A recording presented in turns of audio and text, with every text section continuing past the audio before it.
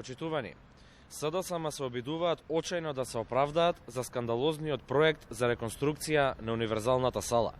Констатирани се бројни грешки, а и претходното градско раководство и Шилегов знаеле и констатирале недостатоци, кои воедно ги констатира надзорот и извештајот на ЗИМ, според кои елементи од градбата се проценети како несигурни и опасни, особено затоа што е утврдена неусогласеност на проектот со постојната состојба на објектот. Ова го потврдува и изјавата на советничката од СДСМ, Љубица Јанчева, која на седница на совет ќе изјави, цитирам: "Знаевме за техничките проблеми и пропусти во проектот и истите беа констатирани.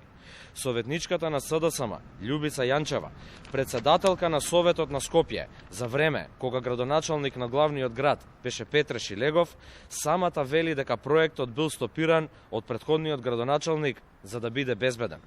Сега, кога се фатени во небрано, СДСМ на помош ги бараат своите блиски експерти да го бранат она кое не може да се одбрани. Па така, клучни во бранењето на СДСМ се Мишко Ралев, член на извршниот одбор на СДСМ, и Искра Јовановска-Михајловска, која јавноста ја памети од скандалозната поделба на грантови од Фондот за иновации, кога незината компанија доби 223.000 евра од државата. Отворено прашуваме, дали грантовите од стотици илјади евра и позицијата член на извршен одбор во СДСМ беа пресудни овие двајца да бидат клучните кои ќе го бранат неодбранливото.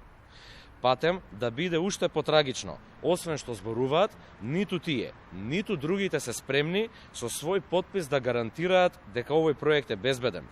Очигледно дека на СДСМ им било важно пред избори да почнат некакви градежни активности и не се направени соодветни анализи, не се видело дека ќе требаат дополнителни столбови за да има навистина квалитетна сеизмичка одржаност на овој објект и не бил направен соодветен увид.